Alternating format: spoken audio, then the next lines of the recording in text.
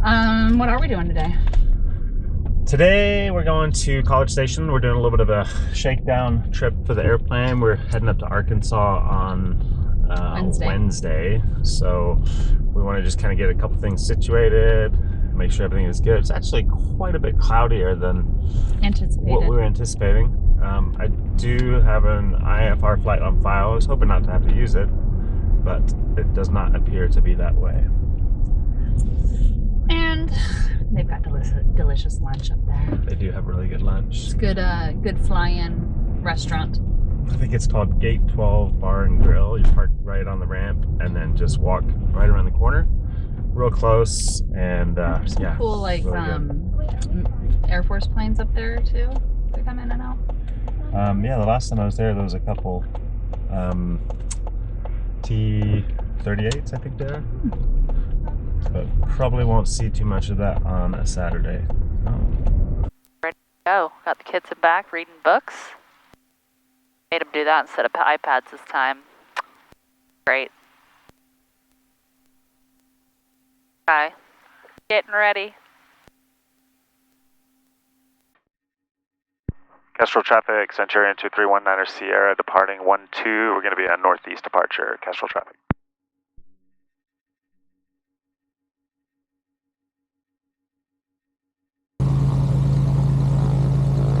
Here we go. Kiddos, you ready? Sleeping?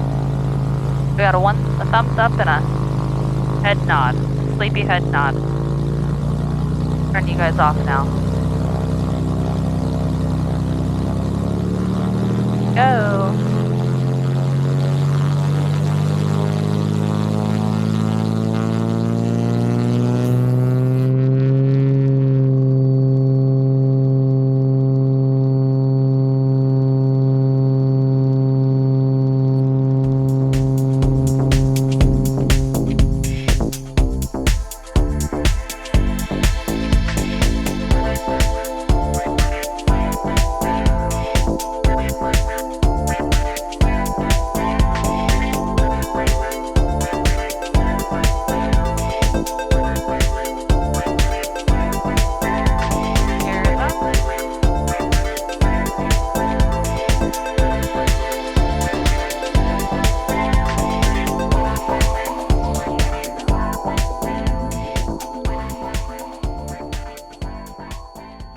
It was right about this point where we heard a very strange noise.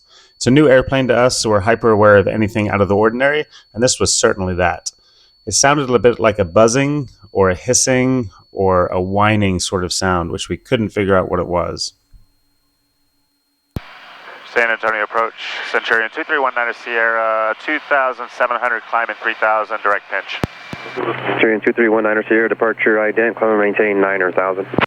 Ident, climb and maintain 9,000, 19 Sierra. My first thought was a small pilot side window that lets in a little ventilation.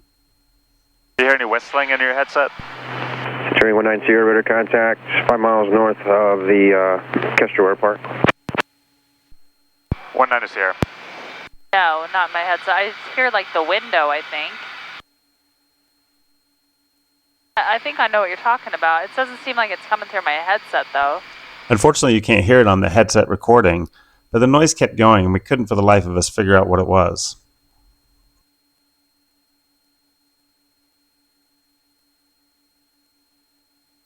How's everything else look? EVAX 840, descend maintain 5,000, turn 10 degrees right. Sounds like wind. 10 right down to 5,000 EVAX. Sounds to me like wind. It's not wind. I don't think it's wind. At this point, I've tried both radios and different settings on the audio panel, so I've determined it's not coming through my headset. Do you think it's coming through your headset? Let me do a little testing here real quick.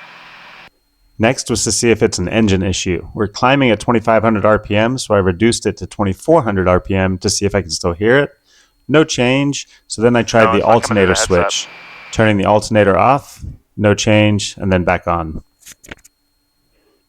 At this point, we're determined the airplane's probably fine. It's got to be wind somewhere. That's what it is. Turns out the air vent was slightly cracked. Whitney was right all along. All right. We good? Yeah. Up to 9,000. We're going to go through this cloud layer, I'm sure. We got the 360 shooting from the side, so that might give some good shots. And yeah, here we go. Steering 190, contact up Austin approach 119.0. 119.0, 19 Sierra. Austin approach, Centurion 2319 Sierra, 5,300, climb at 9,000. Centurion 2319 Sierra, Austin approach, Austin altimeter 3006. Who's on the 80 hit? 3006, 19 Sierra.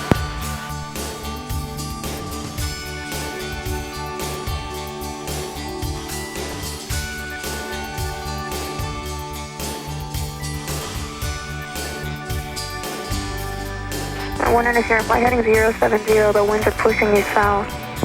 070, 19 Sierra.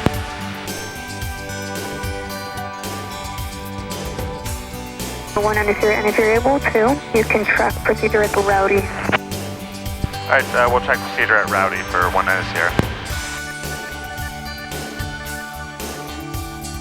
Weather is worse than forecast. One nine Sierra, just want to maintain 2,000. Report the field on site will be 11 o'clock and 10 miles. 19 Sierra, descend to maintain 3,000 and we'll report field in sight. 2,000, you can descend to maintain 2,000, 100 Sierra. Descend to maintain 2,000, 19 Sierra. Clear truck 496, descend to maintain 3,000. Descend and maintain 3,000, clear truck 496. Gotta be at that right there, I think.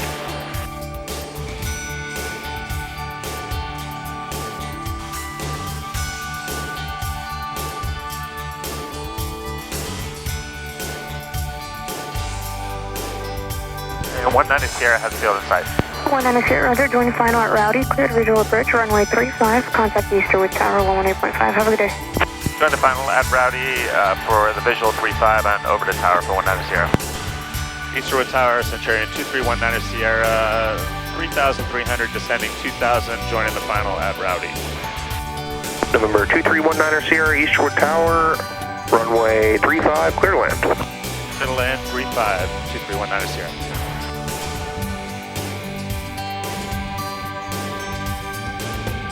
All right. Let's slow down. Oh, it's bumpy too. All right, gears coming down.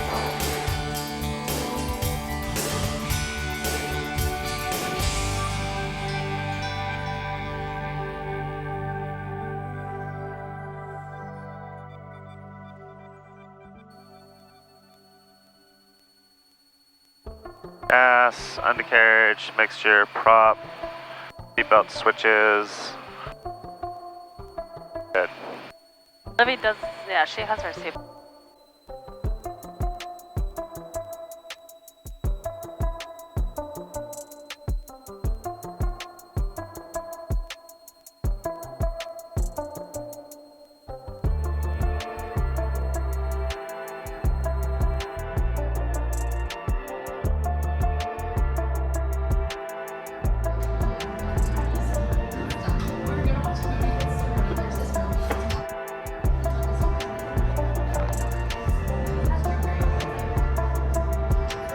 Just me.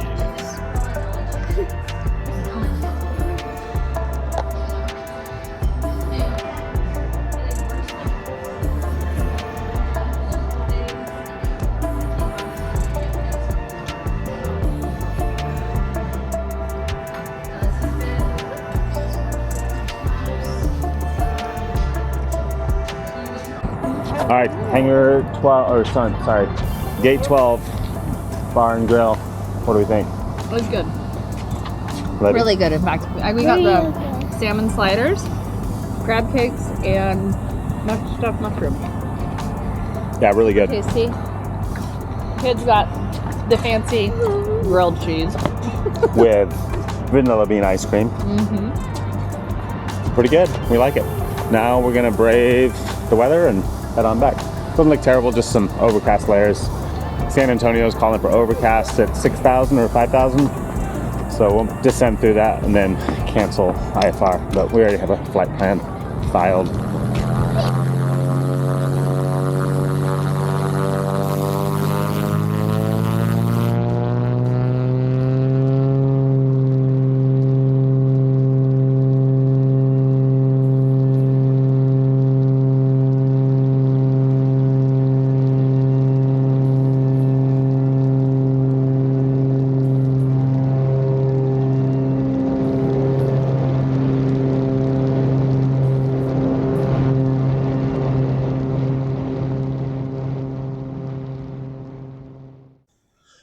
Unfortunately, on the way home, our GoPro didn't record any of the audio from inside the cockpit.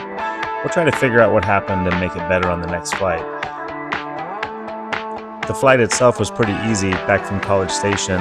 We had a little bit of weather and some precipitation. The temperatures at 8,000 feet were about 38 degrees, so we were watching for icing, but it ended up being a non-issue.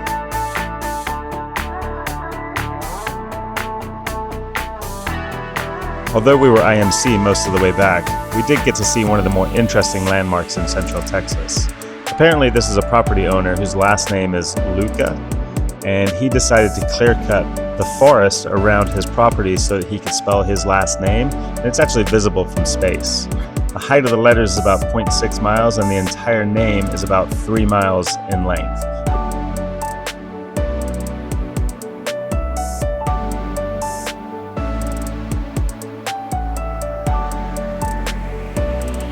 Before we knew it, we were back at Kestrel. It's just a quick 45 to 50 minute flight, and then it's time to put the gear down, do our GUMPS checks, and get on the ground.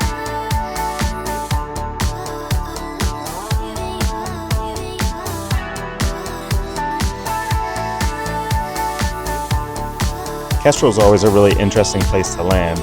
There's trees and terrain at both ends of the runway is sloping, and there's typically always a crosswind from behind the buildings. It makes it a little bit sporty and definitely keeps you on your toes.